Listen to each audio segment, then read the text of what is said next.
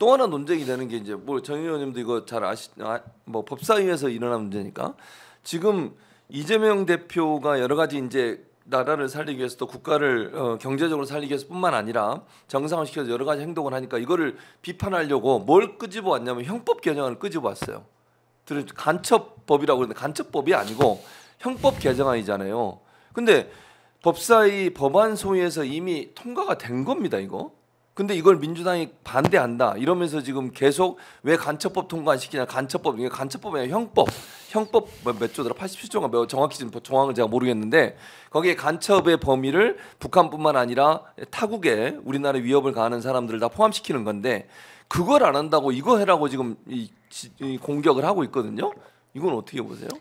제가 민주당 예. 우리 법사위 예. 법안 소위에 있을 때 예. 그 법이 이제 논의가 됐고요. 예. 법안 1소위를 예. 그때 통과를 통과를 했고 했죠. 전체 회의는 아직 통과 안 된 걸로 예. 알고 있습니다. 근데 이 법이 사실 이제 쟁점이 많아요. 이 민주당 의원도 간첩법 이제 형법을 발의를 했고 국민의힘도 발의를 했습니다.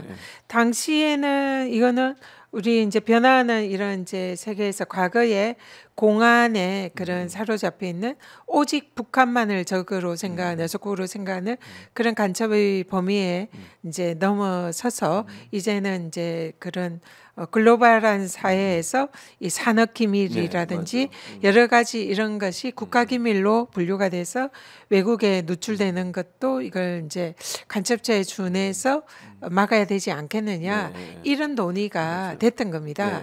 그래서 사실은 그걸 논의를 할 때 일각에는 그런 것도 있었어요.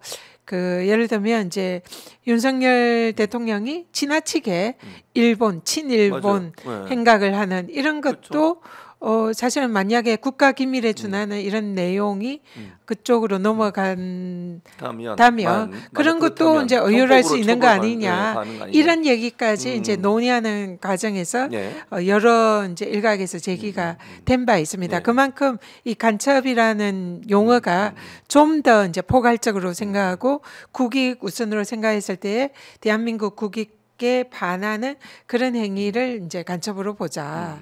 이런 논의상에서 그게 진행이 된 겁니다. 근데 그러다 보니까 너무 지나치게 또 간첩의 범위를 넓히는 거 아닌가 이런 반론도 제기가 된 거예요. 그렇기 때문에 그게 이제 사실상 조금 홀드돼 있는 그런 상황으로 알고 있습니다. 그래서 근데 지금 이제 극우나 국힘에서 지금 제기를 하는 거는 이거를 극우의 논의에 일환으로 이게 이제 빨갱이 덫을 씌워서 그걸 이제 간첩죄를 논의를 하지 않고 있는 민주당은 빨갱이다. 그런 논리로. 이 프레임을 하려는 건데 이 원래의 그 형법상 간첩 규정의 그 논의하던 취지와는 전혀 다른 내용이에요. 오히려 이 법이 통과되면 방금 얘기했던 국익을 진짜 정말 훼손한 그런 어떻게 보면 국민의힘 쪽에 그 윤석열 정권이 거기에 해당될 소지도 매우 높은 겁니다. 국기를 훼손한 게 한두 개가 아니잖아요. 대한고의 프로젝트를 비롯해서 그렇기 때문에 이런 부분에 대해서 좀 더 국민들이 좀 더 이제 이 부분에 대해서 여론을 좀 모으고 이런 간첩의 범위를 어디까지 확대할 것인가 이런 부분에 컨센서스가 있어야 되는 거예요.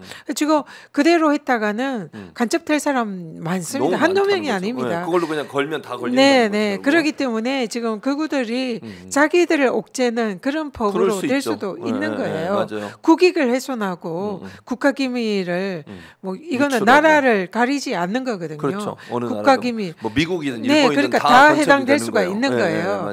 근데 이거를 마치 북한만 이렇게 한다든지 아니면 그게 뭐 중국만 넣는다든지 이런 거는 그건 안 되죠. 아니거든요. 그래서 앞뒤가 맞지 않는 주장이고요. 오로지 간첩 기존에 이제 공안몰이를 하던 그 간첩이라는 용어에 국한돼서 좀 더 그거를 뭔가 뭐 학대하고 겠다 이런 의도인 것 같은데 맞아요. 현재 논의되는 형법 그러니까요. 개정 사항과는 전혀 무관하다. 내용이다. 그러니까요. 그리고 네. 그거를 그들이 자신들이 빨갱이로 이 민주 세력들 몰아서 그렇게 이제 막 이쪽을 와해시키려는 그런 의도의 일환이었다. 맞아요. 이렇게 보입니다. 그러니까요. 지금 말씀하신 걸 잘 정리를 해주셔서 왜냐하면 제가 이 얘기를 꺼내는 이유가 지금 극우나 국민의힘 이걸 가지고 계속 공격을 하면서 빨갱이 프레임을 씌우려고 해요. 이게 이제 그래서 우리가 방어를 해야 되기 때문에 제가 이걸 여쭤본 거고 정확히 하는 건데 형법 개정 아니고 정확한 간첩법이란 건 없고요. 네. 간첩의 범위를 좀 확장시키는 지금은 북한만을 네. 간첩으로 북한을 이롭게 하거나 네. 북한에게 정보를 넘기는 것만 간첩으로 규정된 걸 넓히자는 건데 그게 너무 넓혀놓으면 이거는 코에 걸면 코 그리고 귀에 걸면 귀가 해서 다 간첩이 될 수 있으니까 이걸 잘 만들어야 되기 때문에 논의 중인데 마치 민주당이 이걸 반대하는 것처럼 그건 아니잖아요. 민주당도 산업 스파이처럼 우리나라의 중요한 산업 기밀을 넘기는 것도 간첩의 범위 내에 포함시키는 건 동의하는 거잖아요. 기본적으로. 그러나 이제 그 범위를 어떻게 잘해서 안전장치를 만들어 놓을 거냐 하는 부분에 논의가 지금 진행되고 있는 거다. 그렇습니다. 이거를 범위를 무한정 이렇게 극우나 국민의힘이 주장하는 쪽으로 넓히다 보면 네. 지금 뭐 이번에 이제 특검의 외환죄는 빼자 이렇게 됐는데 이번 내란 상황에서 이런 여러 가지 외환을 유치하려는 이런 행위나 이게 이제 북한의 경우는 뭐 기존의 법으로 간첩이 될 수 있지만 예를 들면 우크라이나 이런 그렇죠. 데도 거기도. 이런 이제 살상 무기를 뭐 네, 지원하자 네, 네. 이런 논의들이 있었잖아요. 네, 그랬죠. 그게 이제 엄밀히 따지면 그게 국익에 부합하는 행위였는지 아니면 국익을 팔아먹는 그런 행위였는지 이걸 분석하다 보면은 결국은 거기에 대해서 거기에 연루된 사람도 간첩이 될 수도 있는 거잖아요. 그러니까 이런 부분에 대해서는 누구나 간첩이 될 수도 있는 그래서 지금 그걸 하자라고 주장하는 그 세력들도 간첩으로 분류될 수도 있는 그런 정도의 이제 범위를 넓히다 보면 그렇게 될 수가 있는 거죠. 그래서 이 부분에 대해서는 정확하게 국민들의 컨센서스가 필요하고 그렇죠. 산업기밀이라든지 이런 부분은 기존의 산업기밀 이런 이제 관련 법으로 얼마든지 규제를 할 수가 있거든요. 그렇죠.